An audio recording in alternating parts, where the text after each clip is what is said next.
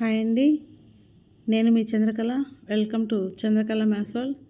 ఈరోజు మనము టెట్ మరియు డిఎస్సికి సంబంధించి ఒక 1 or 2 వీడియోస్ మిగతావి కూడా చేస్తానని చెప్పాను కదా. దానిలో భాగంగా పిఐఈకి సంబంధించి టెట్ మరియు డిఎస్సికి సంబంధించిన కమిషన్స్ మరియు ఎస్టాబ్లిష్డ్ ఇయర్ దీనిపైన ఈ చిన్న వీడియో చూద్దాము. ఇక్కడ ఈ మధ్యకాలంలో మనకు ఇయర్స్ బాగా ఇంపార్టెంట్గా అడుగుతున్నారండి. కొంచెం అటు ఇటు మనం కన్ఫ్యూజ్ అవ్వడానికి ఛాన్సెస్ ఉన్నాయి కదా. కన్ఫ్యూజన్ లేకుండా 1-2 సార్లు చదివితే ఈజీగా గుర్తుపెట్టుకోవచ్చు అనమాట. చూడండి, కమిషన్ ఇయర్ ఆఫ్ ఎస్టాబ్లిష్మెంట్ అనమాట. Wood's dispatch 1854. ఇది మనకి ఫస్ట్ కమిషన్ అనమాట. ఫస్ట్ కమిషన్ ఏంటి అంటే 1854లో ఏర్పడిన వుడ్స్ డిస్పాచ్ అనమాట.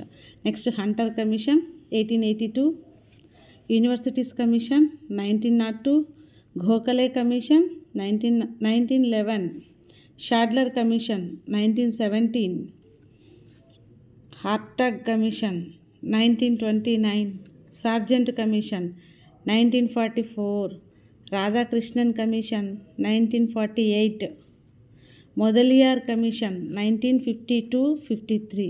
ఈ మొదలియార్ కమిషన్ యొక్క ఇంపార్టెన్స్ ఏంటి అంటే సెకండరీ ఎడ్యుకేషన్ పైన కాన్సన్ట్రేషన్ చేసిన మొట్టమొదటి కమిషన్ మొదలియార్ కమిషన్ అనమాట. Next Kothari commission. ఈ కొఠారి కమిషన్ 1964-66. ఇది స్కూల్ టైం టేబుల్ పైన ఎక్కువ కాన్సన్ట్రేషన్ చేసిన కమిషన్ అనమాట. నెక్స్ట్ ఈశ్వరీభాయ్ కమిషన్, ఇది 1977. ఇదే ఇయర్లో నెక్స్ట్ ఇంకొక కమిషన్ కూడా ఉంది మనకి, మాల్కం ఆదిశేషయ్య కమిషన్. అయితే ఈశ్వరీభాయ్ కమిషన్ అనేది ఎస్యూపీడబ్ల్యూకి ఇంపార్టెన్స్ ఇచ్చింది. మాల్కం ఆదిశేషయ్య కమిటీ వచ్చి 1977, బట్ వృత్తి విద్యకి ఇంపార్టెన్స్ ఇచ్చిందనమాట ఇది. Next Chattopadhyay commission 1984. Next national education policy 1986. Ramamurthi commission 1990. దీన్ని శిక్షాకారక, ఈ వర్డ్ చాలా ఇంపార్టెంట్ అండి. ఈ శిక్షాకారక ఏ కమిషన్లో వాడారు అనేది అడగడానికి ఛాన్సెస్ ఉన్నాయి.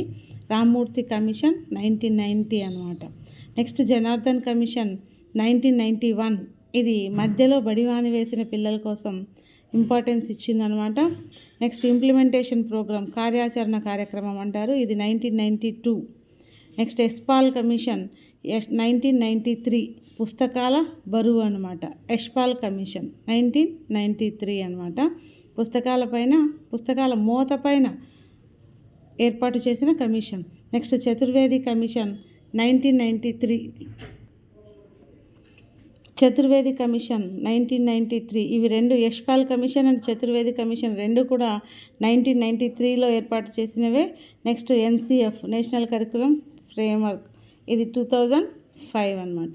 ఇవి ఆర్డర్లో కూడా అడగటానికి ఛాన్సెస్ ఉంది. మేబీ ఒక్కొక్కసారి కన్ఫ్యూజ్ అవ్వడానికి, అంటే ఏది ముందు ఏది వెనక అనే దానికి కూడా ముందు మనకి ఒక ఆర్డర్ తెలిస్తే ఇయర్ కూడా మనం ఈజీగా గుర్తుపెట్టడానికి ఛాన్సెస్ ఉంటుంది. బాగా 1-2 సార్లు ఒక్కసారి మళ్ళీ చూసుకోండి, అప్పుడు మనకి ఈజీగా ఉంటుంది ఇయర్స్ మనం గుర్తించడానికి అనమాట. Wood's dispatch, Hunter, university commission, ఇవన్నీ కూడా 1 by 1 మనం కంటిన్యూస్గా నేర్చుకున్నట్లయితే దేని తర్వాత ఏది అనేది కూడా ఒక ఐడియా ఉంటుంది అనమాట మనకి. చూడండి, చాలా ఇంపార్టెంట్ టాపిక్స్ అనమాట ఇవి. ఈ వీడియో కానీ మీకు నచ్చినట్లయితే లైక్ చేయండి, షేర్ చేయండి, సబ్స్క్రైబ్ చేసుకోండి. Thank you. టెట్ మరియు డిఎస్సి రెండింటికి ఇంపార్టెంట్ అండి. జీకేలో అయినా అడగచ్చు, పిఐఈలో అయినా అడగచ్చు. సో రెండింటికి ఇంపార్టెంట్ కాబట్టి జాగ్రత్తగా చదువుకుంటే బెటర్ అనమాట. Thank you.